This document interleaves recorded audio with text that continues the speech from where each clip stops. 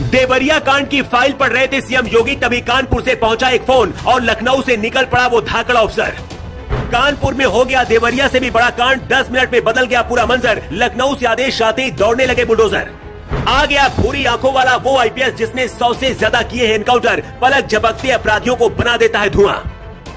इधर जब देवरिया कांड के बाद बड़े बड़े अधिकारी फतेहपुर गांव में डेरा डालकर बैठे थे, इधर कानपुर से एक फोन सीएम योगी आदित्यनाथ के पास पहुंचा। फोन उठाते योगी गुस्से से लाल हो गए और देवरिया से पहले कानपुर में बुलडोजर चलाने का आदेश दे दिया। देवरिया की तरह ही जमीनी विवाद कानपुर का भी था, लेकिन अधिकारियों के गलती की वजह से पूरे गांव में मातम पसर गया।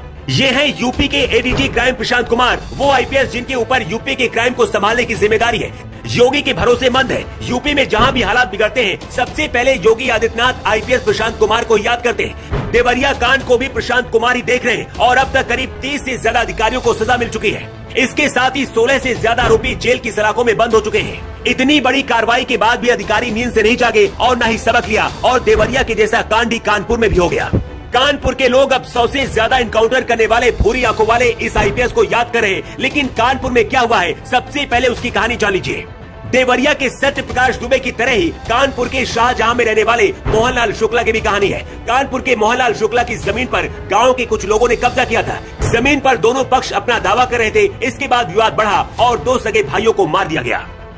कानपुर में जिस जमीन को लेकर विवाद हुआ वो मोहनलाल शुक्ला के बाबा के नाम पर है, लेकिन उस जमीन पर कब्जा गांव के रामवीर शर्मा और सत्यनारायण का था। बताया जा रहा कि जमीन की बिक्री सिर्फ मौलिक रूप से हुई थी और आपसी सहमति से कब्जा दिया गया था, लेकिन कानूनी तौर पर जमीन मोहनलाल शुक्ला के नाम पर थी। देवरिया में इतना बड़ा कांड होने के बाद भी कानपुर के अधिकारी इस मामले में नींद में सोते रहे और इस विवाद ने 2 लोगों की जिंदगी ले ली। इसके साथ ही बताया जा रहा है कि कई लोग घायल भी हुए। सीएम योगी ने खुद आदेश दिया है कि पूरे यूपी में जहां भी जमीन से जुड़ा विवाद है, वहां अधिकारी तुरंत पहुंचे और उनका जल्द से जल्द निपटारा करवाए। लेकिन इसके बाद भी अधिकारी नींद से नहीं जाग रहे। अधिकारी अभी भी दबंग और जमीन माफियाओं के साथ खड़े होकर कुछ पैसों के लिए अपना जमीन बेच दे रहे हैं। देवरिया कांड में अब तक 30 से ज्यादा अधिकारियों पर कार्रवाई हुई। इसके बाद भी कानपुर देहात से ऐसी घटना सामने आ गई। सूत्रों का दावा है देवरिया और कानपुर की इस घटना के बाद सीएम योगी ने एक हाई लेवल मीटिंग बुलाई है। इस मीटिंग में एडीजी क्राइम प्रशांत कुमार के साथ साथ यूपी के कई और बड़े अधिकारी शामिल हुए। हर जिले में जमीन से जुड़े विवाद को निपटाने का आदेश दिया गया है। इसके साथ ही देवरिया और कानपुर कांड की फाइल खुद आईपीएस प्रशांत कुमार देख रहे हैं। सूत्रों का दावा है कि भूरी आंखों वाले इस खतरनाक अफसर अजय पाल शर्मा को कानपुर भेजा जा सकता है। पिछले साल कानपुर में पत्थरबाजी के बाद अजय पाल शर्मा को हालातों को संभालने के लिए भेजा गया था, जिसके 12 घंटे बाद ही आरोपियों के पोस्टर चौराहों पर लग गए थे।